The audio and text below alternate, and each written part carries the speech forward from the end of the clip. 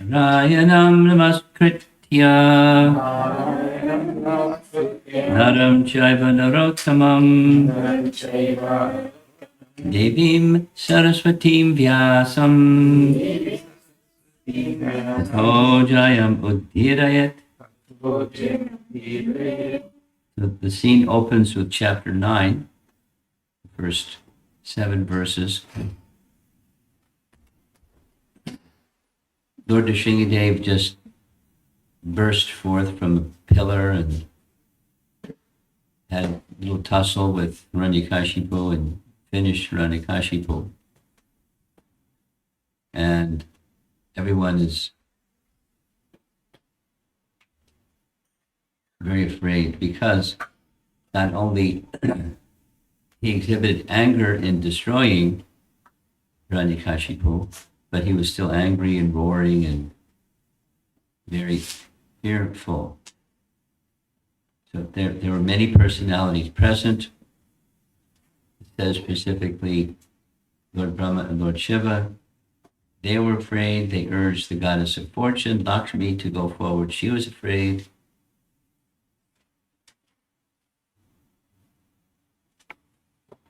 And then they turned to Prahlada because he appeared for you, so you go forward.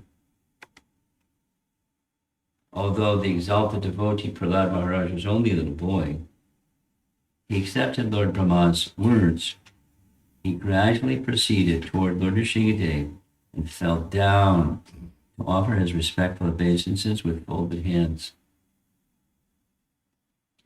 When Lord Nrsimhadev saw the small boy Prahlada Maharaj prostrated at the soles of his lotus feet, he became most ecstatic in affection toward his devotee.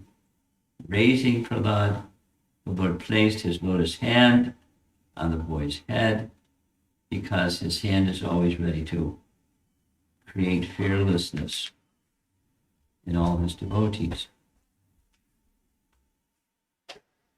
By the touch of Lord Nrsimhadev's hand on Prahlada Maharaj's head, Prahlada was completely freed of all material contaminations and desires, as if he had been thoroughly cleansed.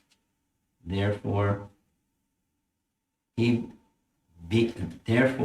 at once became transcendently situated, and all the symptoms of ecstasy became manifest in his body. His heart filled with love, his eyes with tears, as if he was able to completely capture the lotus feet of the Lord with the core of his heart. Prahlada Maharaj prayed. So that's our verse. Let's just read the translation and Prabhupada's purport. Prahlada Maharaj prayed, Sri Prahlada Uvacha.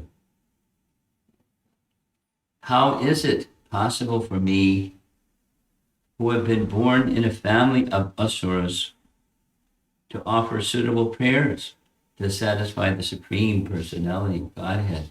Even until now, all the demigods headed by Lord Brahma and all the saintly persons could not satisfy the Lord by streams of excellent words, although such persons are very qualified, being in the mode of goodness.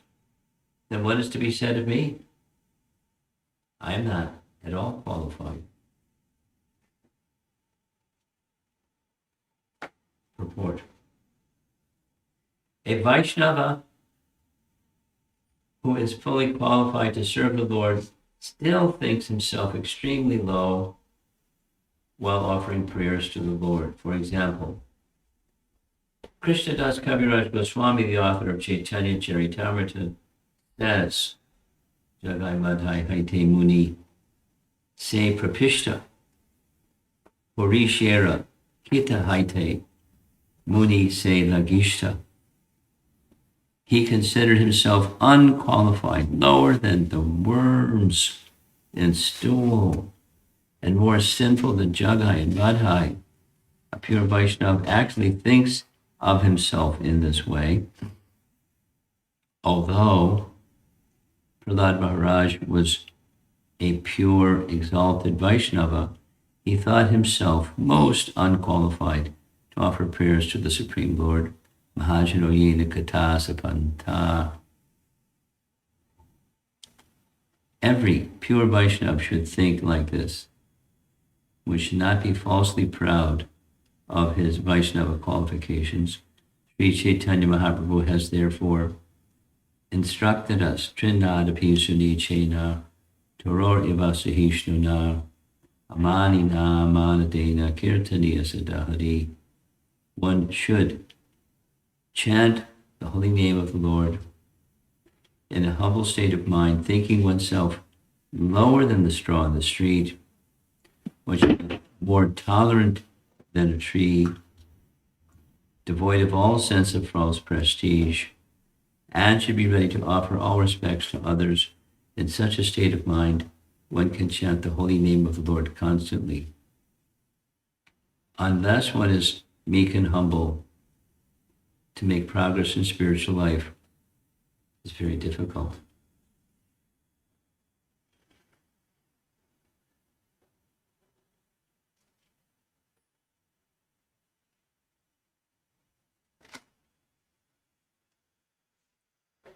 Several things.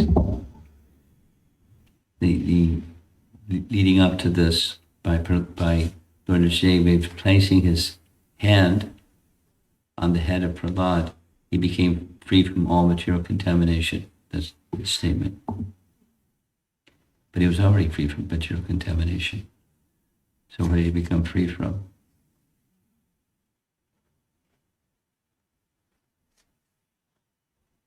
I'll read. This is text 6. By the touch of Lord Nrsimhadev's hand on Prahlad Maharaj's head, Prahlad was completely freed from all material contaminations and desires, as if he had been thoroughly cleansed.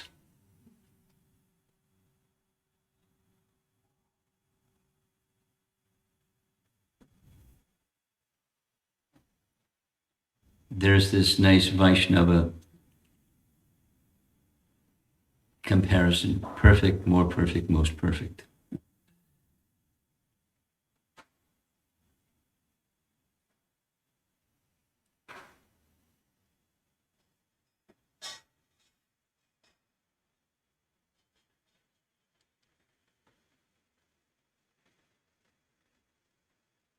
By the touch of the hand or the foot or any part of the Lord's body, an eligible person becomes more perfect, most perfect, although already perfect. Of course, one can be imperfect by the touch of the hand of the personality of Godhead, like his touching the body of the washerman or his touching the body of Kubja. In one case, by his touch, the touch of his hand upon Kubja, her lusty desires became removed, then became a transcendental attraction. But lusty desire is a contamination. And the washerman, he also had his desires and offensive desires at that. So he became free and she became free. But because their orientation towards the Lord, one was abrasive and the other was affectionate, they had a different consequence. Prahlad, the demigods also, and the goddess of fortune, afraid, because, of course, it's a pastime, but the Lord is exhibiting this kind of transcendental anger that she didn't know what to do. and was afraid to approach. Who knows what he might do in that state of anger. And Prahlada was also, what's he going to do? Because on the one hand and on the other hand, he's innocent and pure, and he's being requested by Lord Brahma, specifically mentioned by Lord Brahma, to go forward and offer prayers and pacify this angry feature of the Lord. Because after all, he appeared to protect you. So who's a better person to appeal to him to let go of his anger than the one who he appeared and is angry because of? So he was the right candidate. He got the mercy. He got from perfect to more perfect mercy. And then he speaks. So emphasis on the mood of humility. And in the mood of humility, he's being very explicit. He's not only stating, I'm not qualified, he's stating his disqualification. Now, the disqualification is not substantial because one who may be born this way, that way, the other way, can become completely transformed, in his case, by the association of Narada. And then subsequent activity in devotional service to the personality of Godhead, sufficiently purified, but and transformed. However, going back and back, Narada understood the child in the womb of Kayadu is a great devotee. So don't wait for the child to be born and kill the child, because that child is a great devotee. And that begs the question, who was Prahlada in his previous life? That while still in the womb of his mother, Narada understood this as a pure devotee, exalted Vaishnava.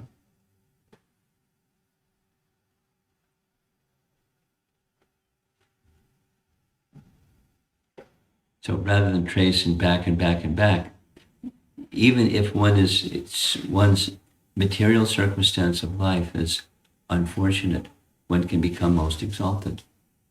And so many examples. It has nothing to do with one's birth. It has everything to do with the association and the orientation, inclination towards the personality of Godhead, serving him, etc., glorifying him, etc.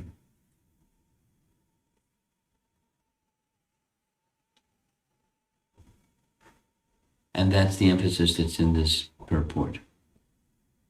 Look, it's in Lord Chaitanya's Shikshastaka, and it's in our lives as devotees, and this example, that example, the other example. Bhaktivinoda Thakur, same mood, same message. Look within me, you won't see any good quality, you'll only see bad quality. I'm most disqualified. And yet, I'm coming before you. Please display your mercy. Please give me some access to devotional service to you.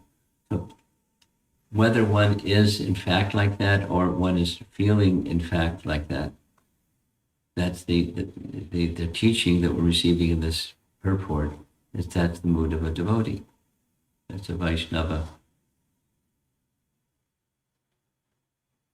self-conception, as opposed to this flip side, pride and misidentification and personal glorification, etc., etc., etc. This is non-Vaishnava-like, to think that way, to speak that way, to carry oneself that way. And the way that Prabhupada concludes his purport is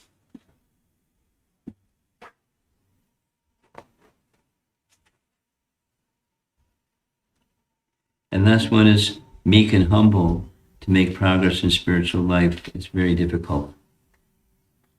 One might say a little stronger, to make progress in spiritual life is impossible without that prior qualification. Because one has to look up towards a place of shelter, even if one is already very, very qualified. Looking up to the place of shelter. That's the meek and humble position. And that's Prahlada. One could say the same about the other personalities that were unable to pacify the personality of Godhead, because he was looking for his devotee Prahlada to do that. So it's not to say that they weren't able to look up. So there's, in other words, there's a prerequisite on the devotee's side, meek and humble. And then there's something on the Lord's side. It's not because we're meek and humble. It's done deal. Or it's mechanical. We do this, he does that. Om Jai Jagadisha Hare. It's not mechanical. But there is reciprocation, fortunately. And in that reciprocation, without approaching in a mood of being meek and humble, Prabhupada is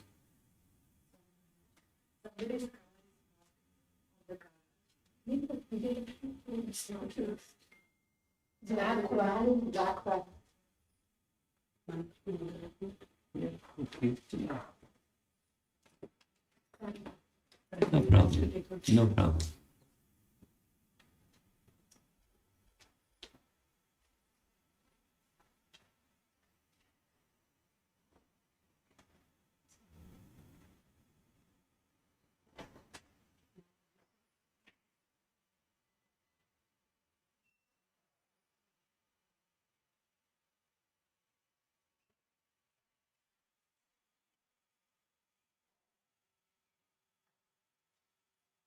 One can expect mercy because Krishna is merciful, but it's not mechanical.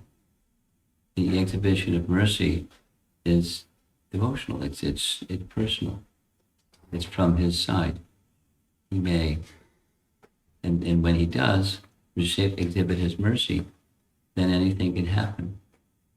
The unqualified or can become qualified. The impossible becomes possible. And a faithful devotee, who is also meek and humble, moves forward. We had this nice discussion the evening before coming here. The banner, the main topic was pride, nemesis of humility. That was the topic. And lively discussion, back and forth on should one refrain from a particular service or a category of service or something if one recognizes out there's some landmines, the landmine of potentially becoming proud. And I, being not so strong, can easily fall prey to that landmine, the potential of pride arising in my heart. And I know that tendency that's within me. And so not just being reluctant, but declining some service. It was a lively discussion. Because some people feel this, some people feel that.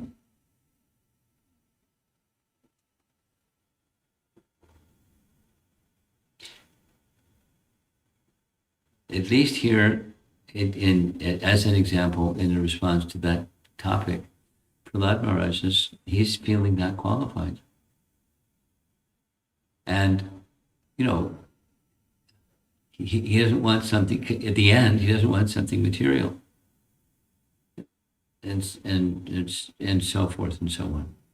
Even if someone wants something material like Dhruva, even if somebody wants something material, still approach the personality of Godhead. And then because there's purification. Is there purification in refraining from devotional service? This was our discussion. Refraining from devotional service because there's a landmine out there. And that the landmine is my weakness, my inclination, my tendency to become a little proud or a little this or that, lusty or greedy or something or something or something. And so I'm going to refrain from this particular type of devotional service, at least for the time being, and I'll do some other devotional service. And there's purification in some other devotional service as well. So that certainly is an option that a devotee may choose.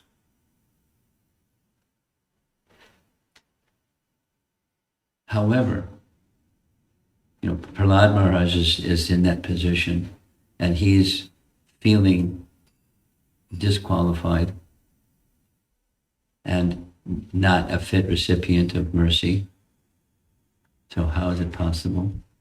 But the impelling force that moves him forward is Brahma asks him, and he's subordinate. He's looking up to Lord Brahma, and Lord Brahma is asking him. And so how can I say no? Anyway, the mode of devotion has its subtleties.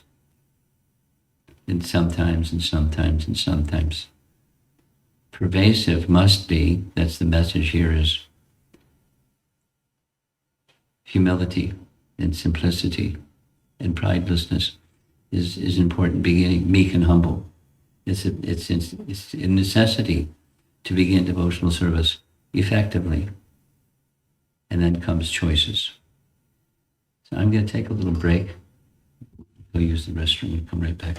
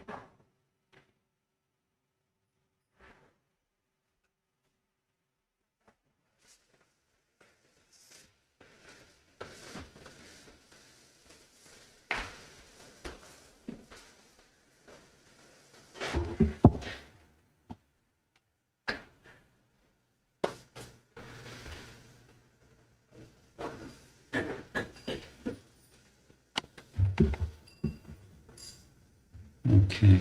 I think I'll pause and see if there's some discussion.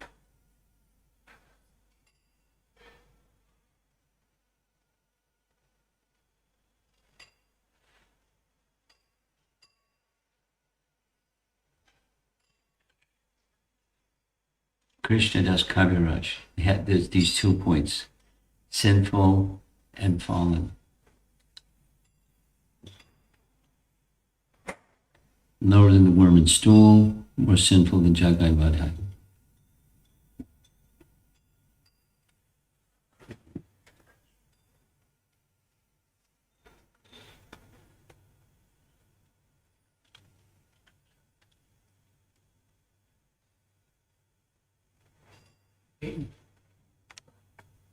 Being humbleness and giving up the material attachments, it comes up with a inner, with no ego.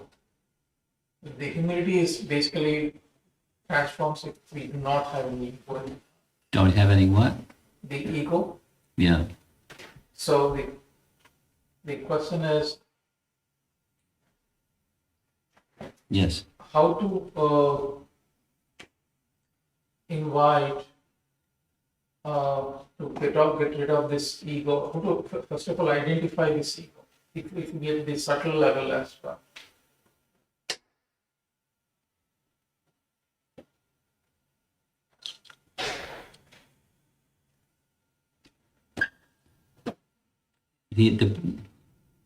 There's a teaching in Kapila Dev's teachings on Sankhya philosophy to Devotee, where he answers the question this way, that bhakti has the power to completely dissolve false ego.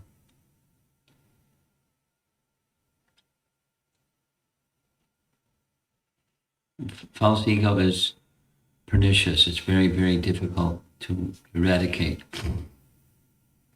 And subtle, it's very difficult to eradicate. It's most subtle of all the material elements. And it's the resting, because it's the most subtle. It's the foundation of all the others. Without all the whole Sankhya analysis, it's the first one to come, it's the last one to go. So then bhakti can be done. Commonly bhakti is done with some mix. And the mix means the modes of nature. And behind the modes of nature is the false ego. So how to become free from the subtle influences of false ego is your question. There isn't an alternative besides bhakti. Because one can try negation, that's not what,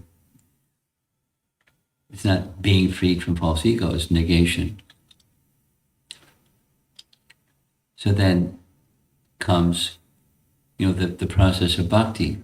And then so one can look at how to accelerate and amplify and make bhakti free from false ego. And one can look at this factor, that cause, that feature.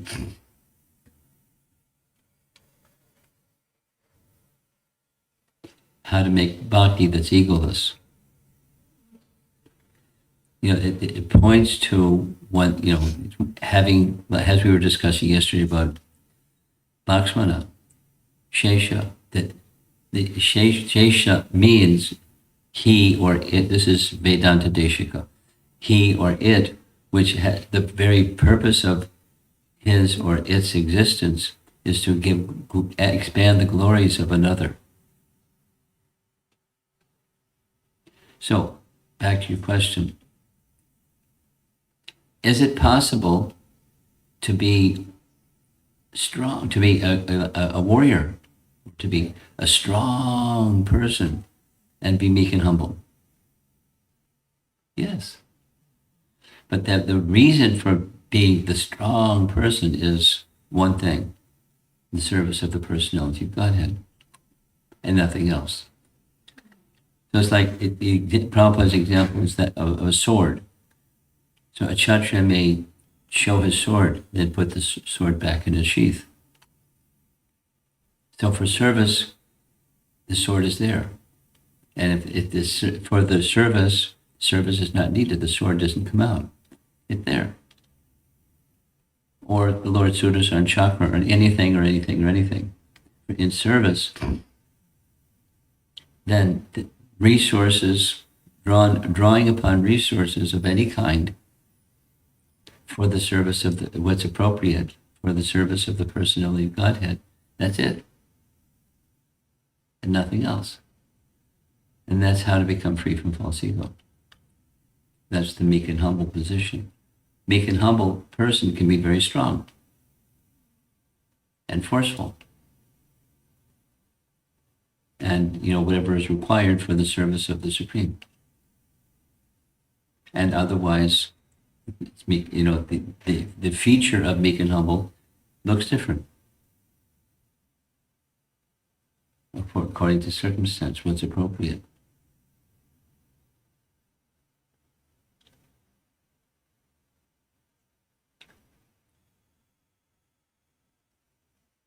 When spiritual culture is lost, as Kali Yuga exhibits, when spiritual culture is lost, then the samskaras, the impressions due to previous life, our previous lives combination, someone may be very exalted in one of the ways that those 6 features of material opulence, that one may be exalted. However, by neglect or by the weakening of the purpose behind bhakti, then those persons become very powerful and can misuse that powerfulness. And that's Kali Yuga. To get in position of whether it's an administrator, some political personality, or a highly educated individual, or a very wealthy individual, or this or that.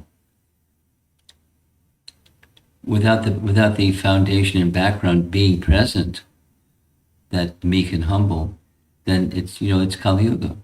It's chaos and confusion. Back to your question, driven by false ego.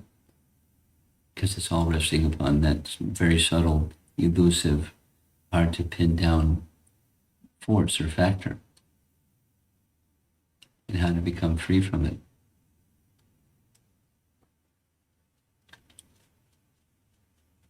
Bhakti. Yes.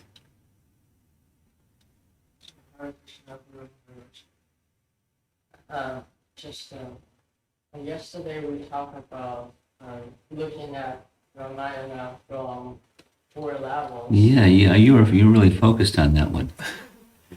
I'm thinking that perspective can be similarly applied to looking at the Bhagavatam. Bhagavatam we discussed right now. Mm.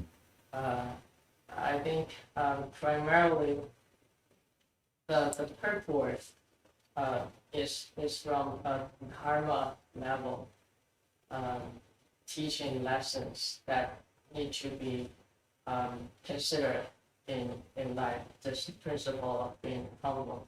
Mm.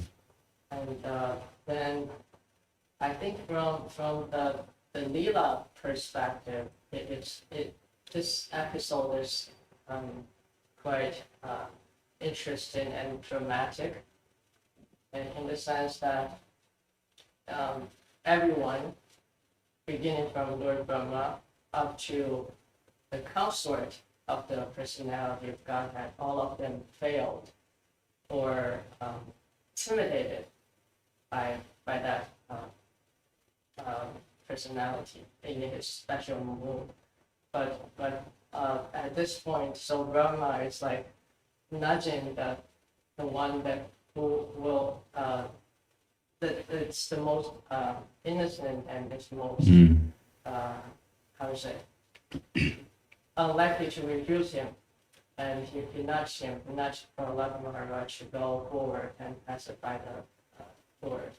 And I think that's from a little perspective, it's a little bit has a sense of humor inside. Mm.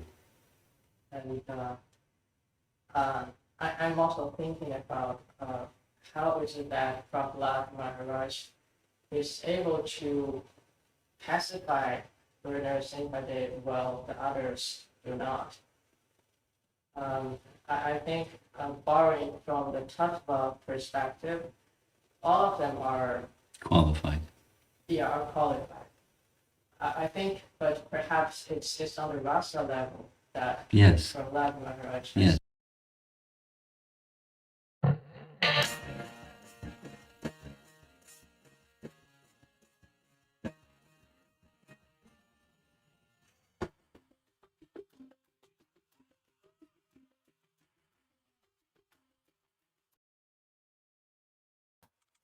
Their relationship, and that thus his appearance, and others were not going to be effective, and he was going to be effective because it's the rasa of the relation between Prahlad and Lord Nrsimhadev, the whole lila. It's a rasa event.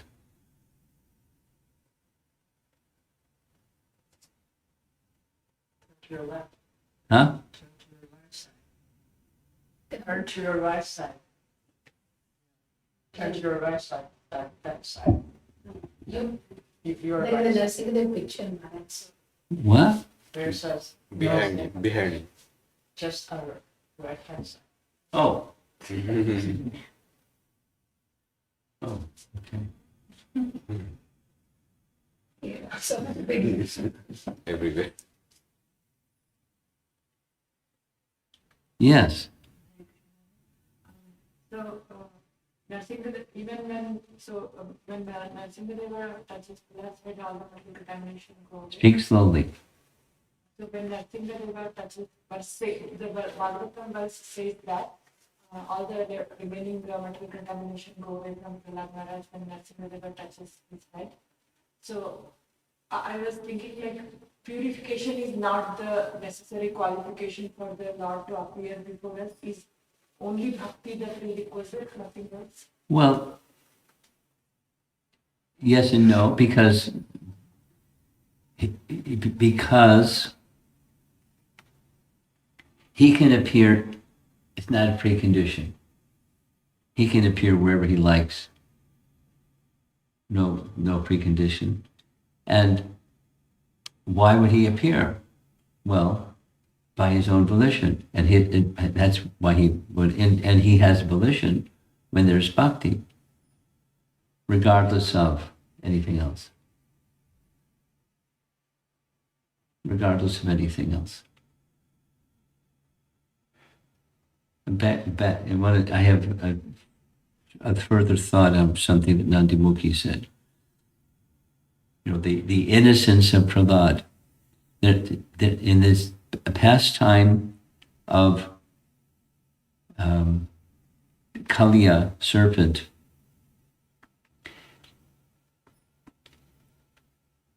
the pastime begins in the morning.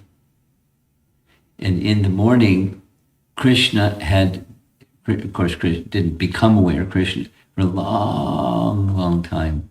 Kaliya was residing in a lake within the river. What's exactly a lake within a river? There was a place within the river where the flow, this is the description from our acharyas, the natural flow of the river Jamuna was not cleansing the poisonous contamination coming from Kaliya in this particular area. And so it accumulated over a long period of time. So it wasn't a new situation. There's poison in the river Jamuna. But Krishna decided that particular morning that he was going to deal with Kaliya. then things went the way they went. And after Krishna was in the hoods of the Kaliya serpent and then freed himself from the hoods of the Kaliya serpent, was dancing on the hoods of the Kaliya serpent and smashing and smashing and smashing and smashing. Blood was coming out of Kaliya's mouth. And the wives wanted Krishna to free her husband, or their husband, because there's apparently Kali had many wives. So the description in the Bhagavatam is they're saintly.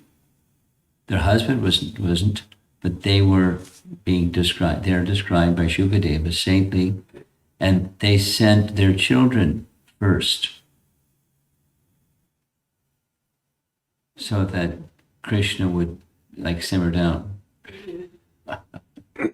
before they offered their prayers. And the prayers are fantastic. They're similar to these prayers.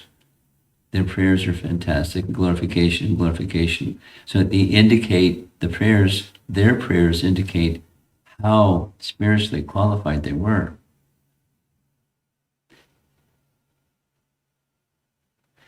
And they understood as qualified as Krishna is. He's smashing and smashing and smashing, and blood coming from the mouth of the Kaliya serpent. And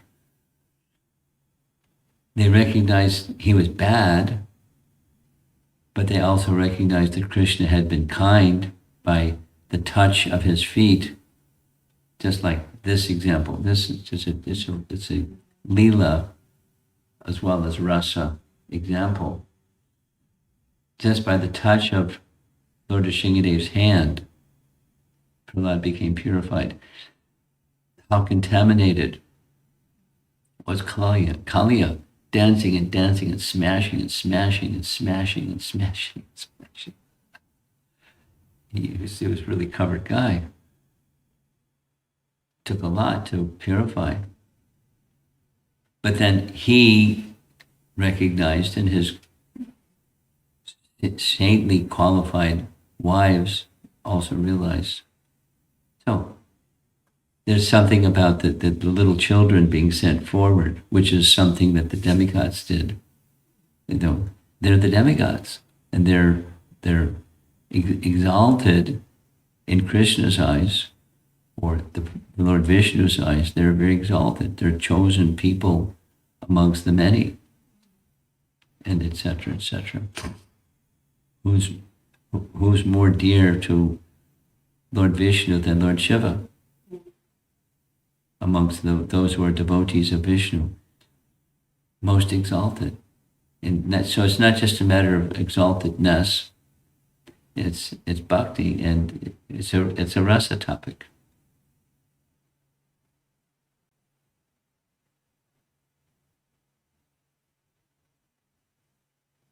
And Prahlada comes through. And wonderful, wonderful, wonderful prayers.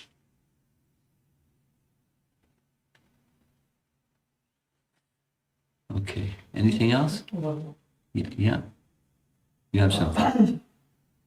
On the topic of meek and humble, Maharaj, recently in the devotee circle, there was a statement which was discussed about fake it until you make it.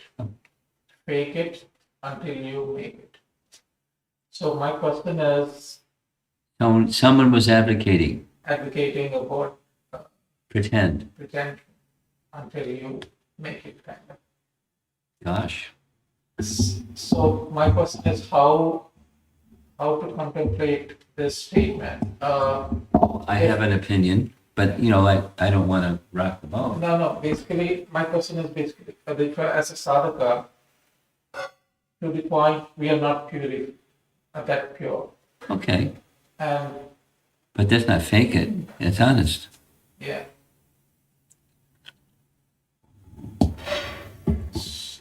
They basically, and we need to strive.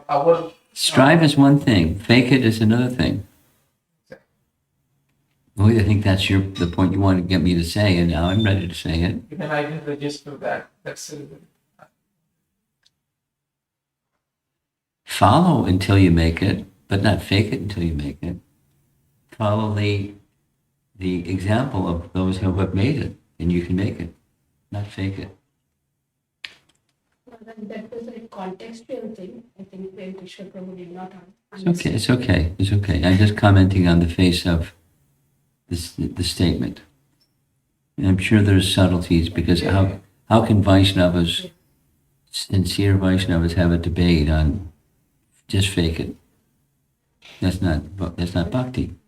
To embrace the potency of the process, what we are following in. But the potency of the process, there's abhas bhakti, and there's shuddha bhakti, and there's pretense. And that's not abhas bhakti. But, I'm sure that topic was discussed. Okay. You have something. A part of it is already answered. A strong person being meek and humble, you have answered. Yes.